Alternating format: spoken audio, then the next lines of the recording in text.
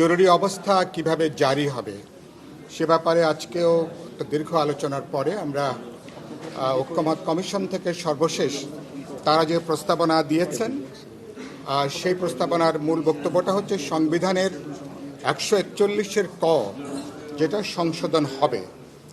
2 নম্বর হচ্ছে গুরুত্বপূর্ণ যেটা গণমাধ্যম বা দেশবাসীর জন্য, জরুরি অবস্থা জারিটা কোনোভাবেই এটা রাজনৈতিক নিপীড়নের উদ্দেশ্যে, দমন নিপীড়নের উদ্দেশ্যে জরুরি অবস্থা জারিকে কোনোভাবে ব্যবহার করা হবে না।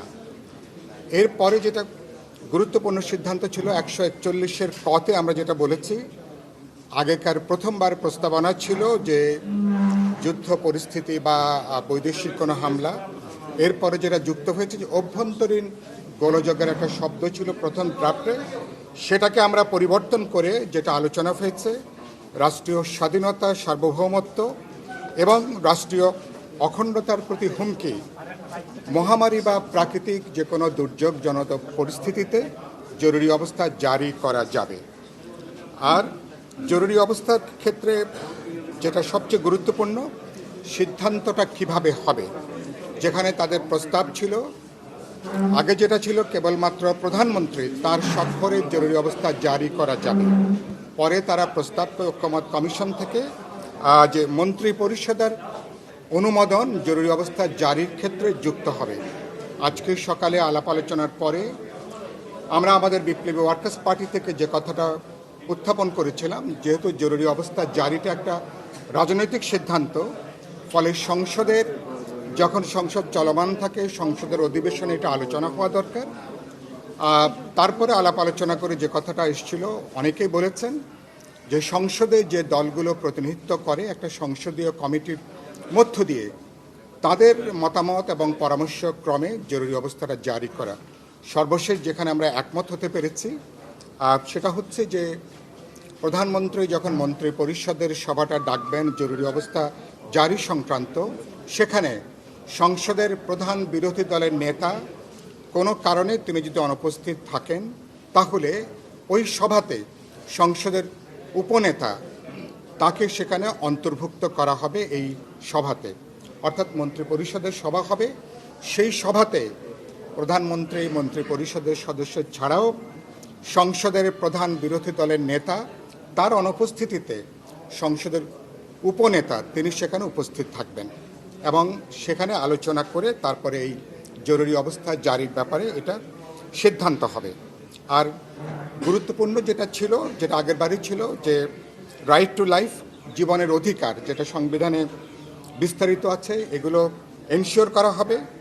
বিচার এবং দণ্ড সম্পর্কে বিদ্যমান সংবিধানের 35 অনুচ্ছেদে নাগরিকদের কিছু অলঙ্ঘনীয় সাংবিধানিক অধিকারের কথা উল্লেখ করা হয়েছে, সেটা কোনোভাবেই জরুরি অবস্থায় খর্ব করা যাবে না। এই ব্যাপারে মোটামুটি একটা ঐক্যমতের জায়গাটা আমরা এসেছি।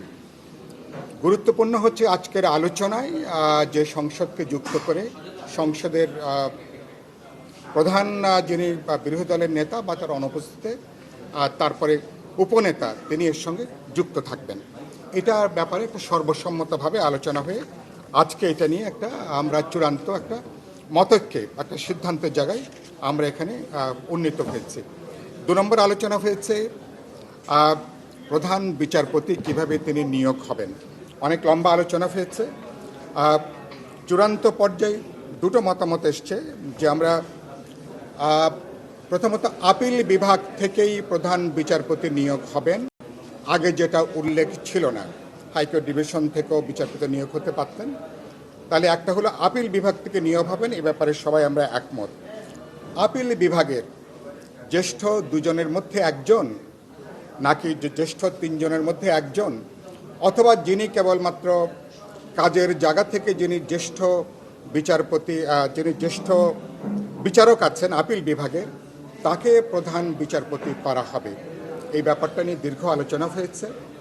একটা বিকল্প প্রস্তাবনাও এসছে যে আমরা একটা স্বাভাবিকভাবেই যিনি জ্যেষ্ঠ বিচারপতি তিনি তো প্রধান বিচারপতি হিসাবে তিনি নিয়োগটা পাবেন, কিন্তু আমরা আমাদের বাংলাদেশের যে অভিজ্ঞতা, বিচার বিভাগকে দলীয়করণ করা, পছন্দের লোককে প্রধান বিচারপতি হিসাবে নিয়োগ দেওয়া, অথবা বিচারপতিরা যেন বলেন যে আমরা শপথবদ্ধ রাজনীতি, এই যে আমাদের তিক্ত অভিজ্ঞতা অতীতের, এগুলো বিবেচনার মধ্যে রেখে একটা উত্তরণকালীন সময়ের জন্য আমরা 5 বছর একটা সময় নির্ধারণ করতে পারি কিনা, এটা একটা অপশান হিসাবে রাখা।